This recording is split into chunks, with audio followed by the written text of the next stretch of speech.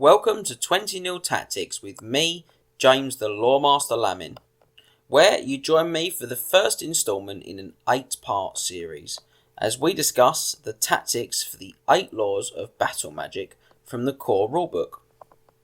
Now today, we're going to be discussing the Law of Life, and I'm going to begin by outlining how this video will be structured. Firstly, we'll give you an overview of the Law of Life using our competitive rating system for laws of magic.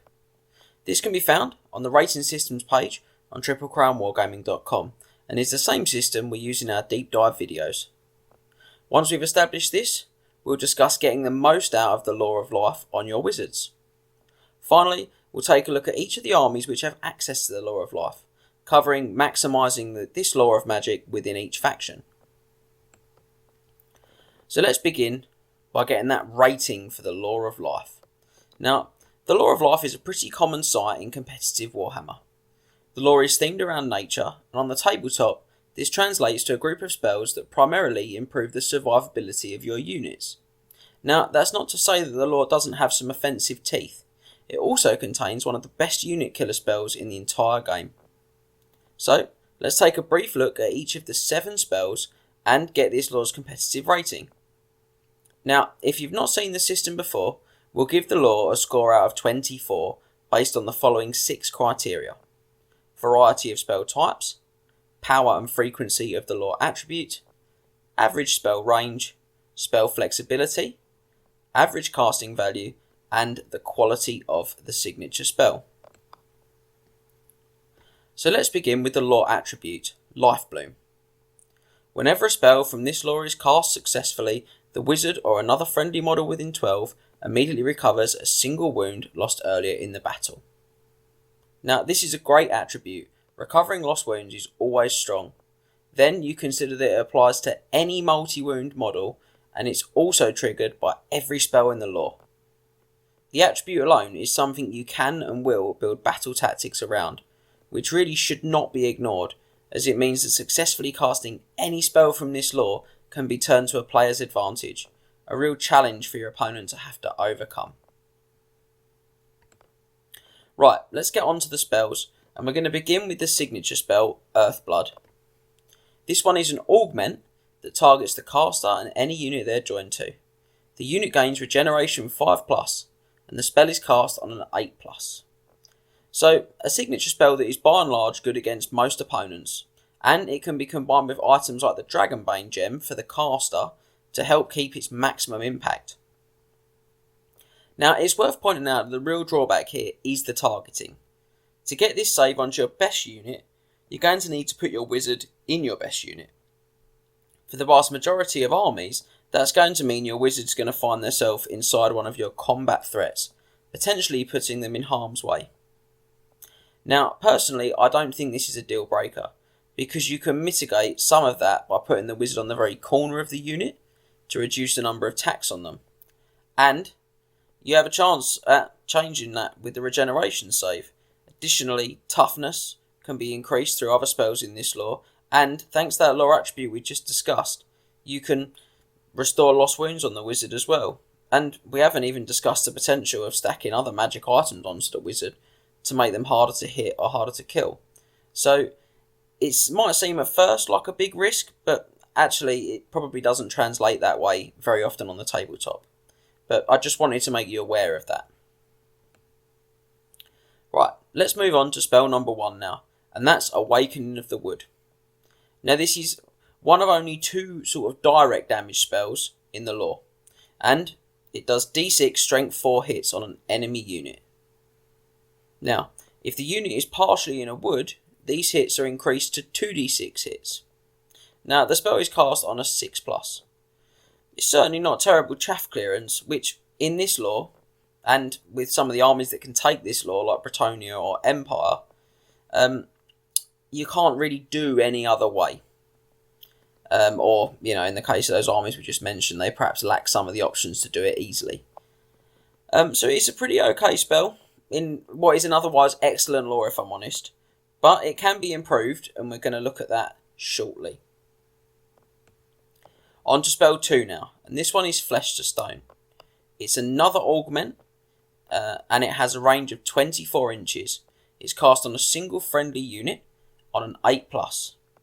The target unit increases their toughness value by 2. So it's a really good all-round spell again. In general, it will immediately reduce your opponent's chance to wound you. This is good on units that are already quite tough, but is outstanding on units that are valuable either due to their points cost or tactical importance, but that are perhaps also low toughness, like elite infantry for a lot of the armies that can take the Law of Life. Going to move on now to spell number 3, and this one is Throne of Vines. Probably the most iconic spell in the Law of Life. It has wide-reaching effects on your army. It's an augment spell that targets the caster again, and is also cast on an 8+. It remains in play, and whilst it is in effect, if the wizard suffers a miscast, roll a d6. On a roll of 2+, the miscast is ignored. In addition, whilst under the effects of this spell, if the wizard casts other Law of Life spells, except for Dwellers Below, the effects of those spells are also boosted. So the regeneration save provided by Earthblood is increased from 5+ to 4+.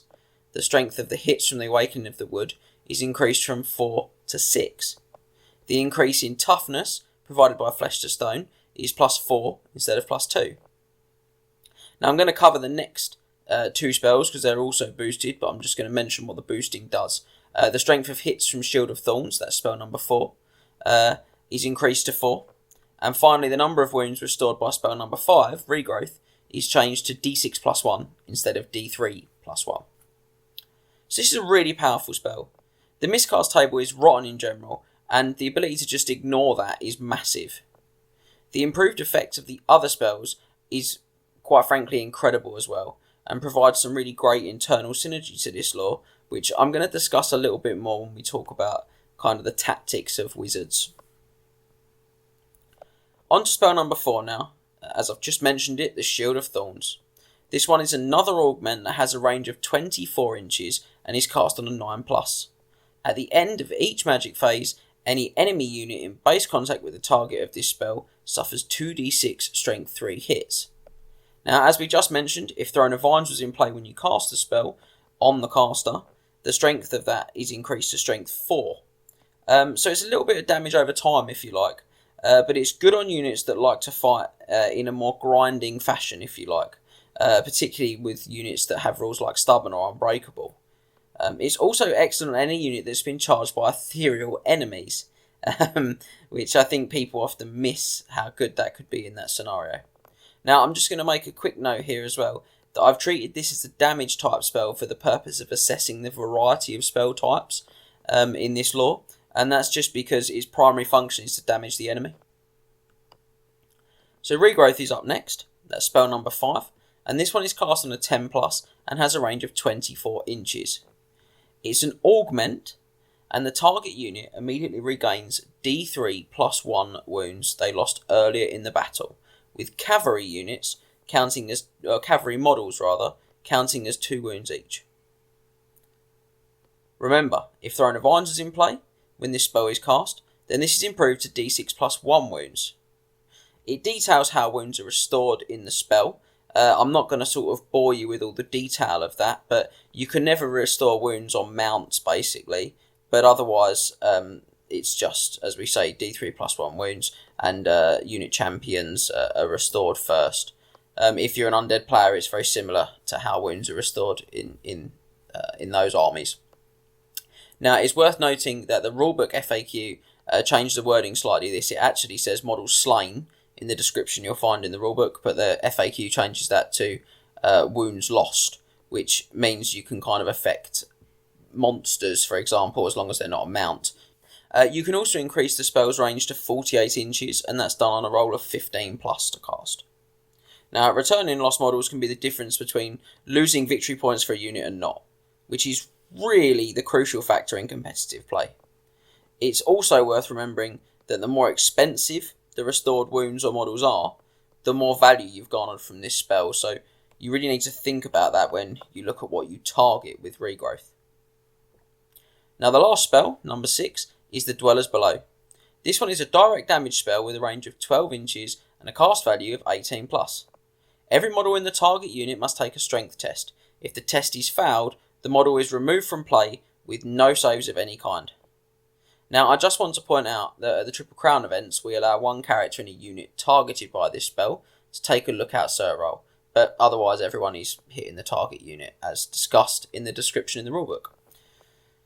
Now, this is one of those fabled 8th edition unit killers, and it certainly is one of the most powerful spells in the game, particularly against large blocks or hordes, which can often be a real issue for some of the armies we're going to discuss in a minute that have access to this Law of Magic.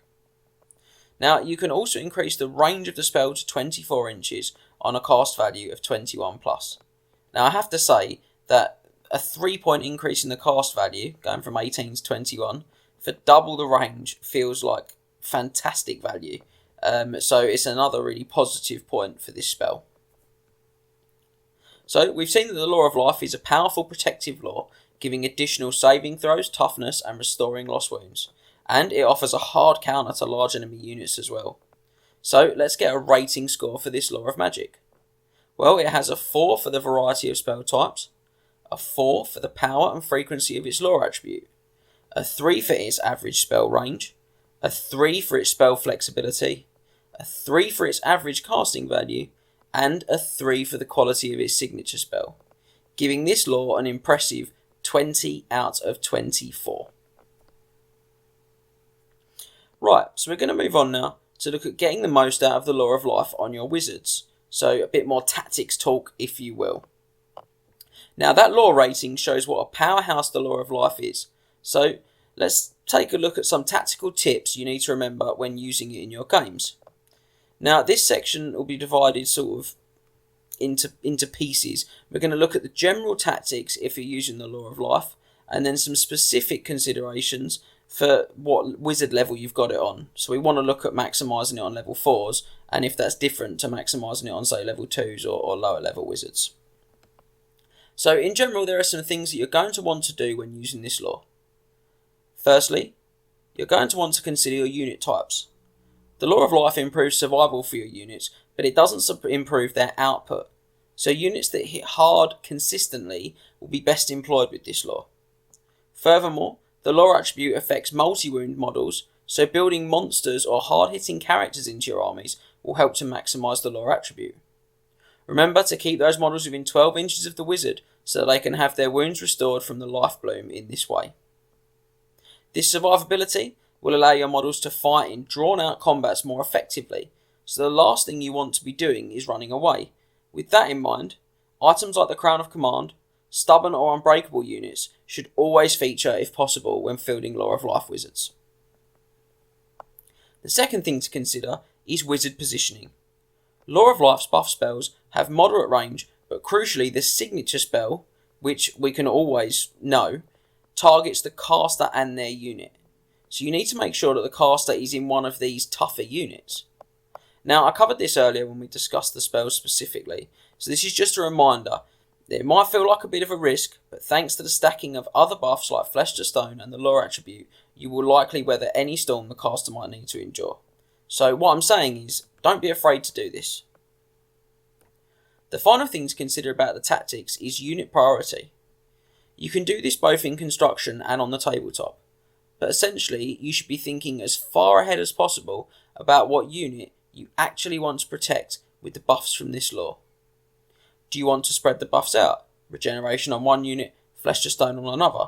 Or do you want to stack them up? Now, if I'm being honest with you, I generally find they are more effective if they're stacked up, but it doesn't mean they can't be good as a broad suite of buffs as well.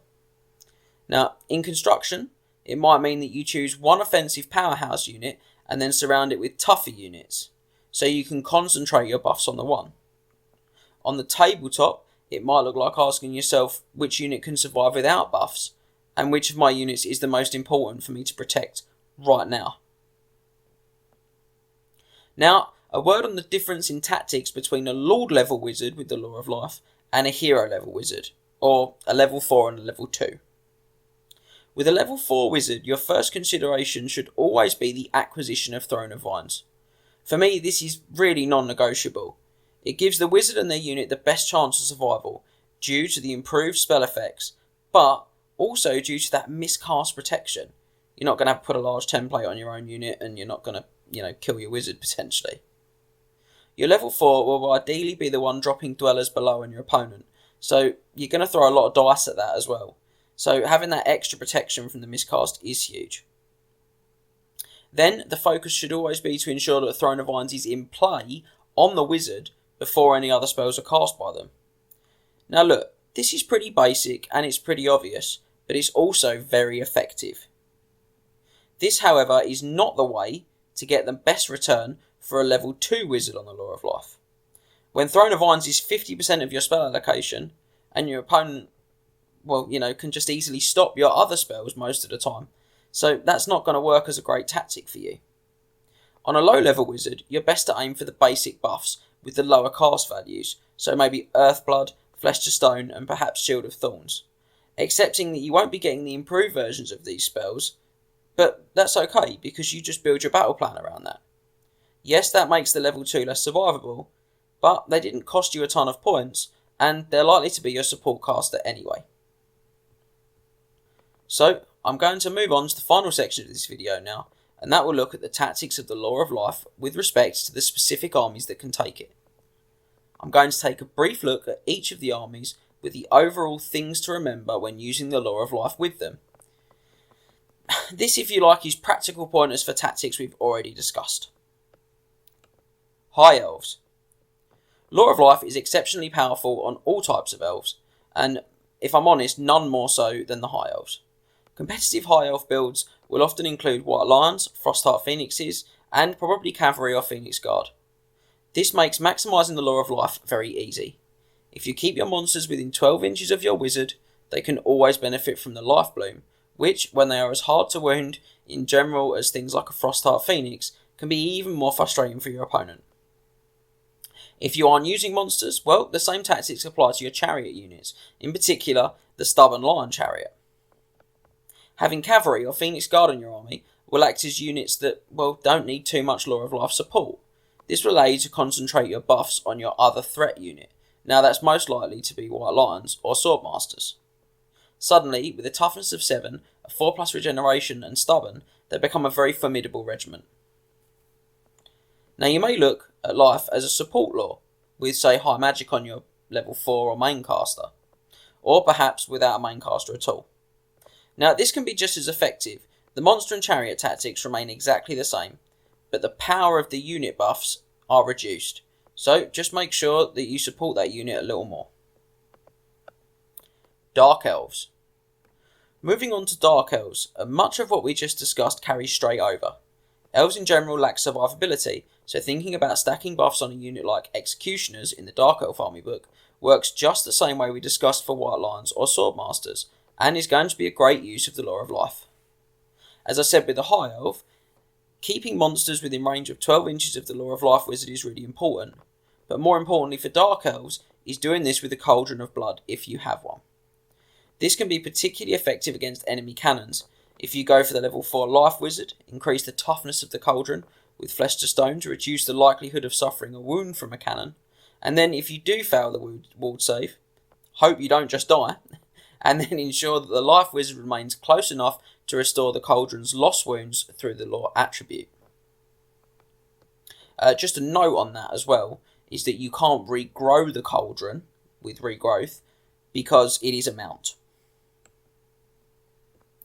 Wood Elves. Now I'm going to move on to Wood Elves. Now I have to be honest, it's not that the Law of Life is poor on them, it's that they don't have as many obvious competitive units to synergise with this law. That said, all Wood Elf armies struggle with large enemy units, and the Dwellers Below is certainly going to be a massive help here. Similarly, you should always have a wood on the table when using this army. So Awakening of the Wood is often much easier to get more out of when using Wood Elves than other factions. I'd consider the Acorn of the Ages and some Wildwood Rangers if I was going to be taking the Law of Life in my army as well. The biggest issue for Wildwoods is that they die very easily, and the Law of Life will certainly help in that regard. Focusing your buffs on them and supporting them with, say, Wild Riders could certainly make for a dangerous army. Similarly, the additional woods from the Acorn will help to further improve the performance of Awakening of the Wood. although the 100-point price tag on this item might make it feel a little bit prohibitive there. Like with other elves, if you want to run monsters, namely tree men, they are massively improved by Law of Life. Just ensure you keep them in that 12-inch life bloom range. Finally, the tree men Ancient comes with the Law of Life, and the signature spell should always be taken on him if you include one. Giving him regeneration will really help you to get the most out of him.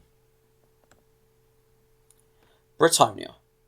Leaving the elves behind, I'm going to look at the men of Bretonia right now. The Law of Life has obvious synergy with these guys. Their knights are expensive, and so keeping them alive is important, but as they start with a decent saving throw, the real win for Bretonian armies with the Law of Life are both spells 5 and 6.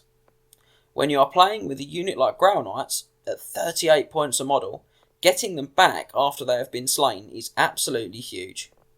Furthermore, as Bretonian armies are often small for model count, anything that helps break down large enemy units is a must-take, and as a result, the Dwellers Below is arguably the best spell in the lore for Bretonians. Now, I say arguably because what we just looked at with Regrowth, to be honest. So for me, tactically, a level 4 on the Law of Life is always going to be the way to go if you're going to run the Law of Life with Bretonians. And your primary spell focus should be on getting the Throne of Vines, Regrowth, and Dwellers Below. Any of the other spells are helpful, but those three will be the key players when using the Law of Life on your Bretonian army, for the reasons we just discussed. The Empire. I'm going to stick with humans for a moment and take a look at the Law of Life on the Empire. Empire are a very diverse army, but what I'm going to say now is if you're planning on using steam tanks, then you should also be planning on using Law of Life.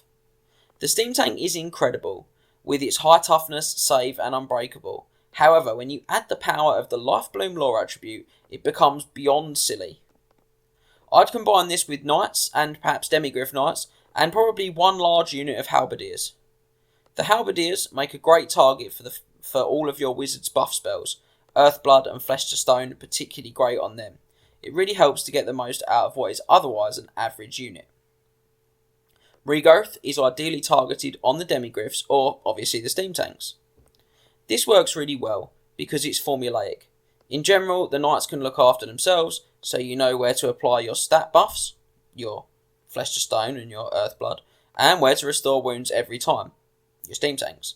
And because of that, it allows you to take slightly bigger risks with your steam tanks as well, as you can easily restore any wounds they do lose. This combination allows Empire to be very aggressive with little comeback from the enemy. Lizardmen. Last but not least, we have the Lizardmen. Much like the previous factions, the Slar Mage Priest should be focusing on getting Throne of Vines.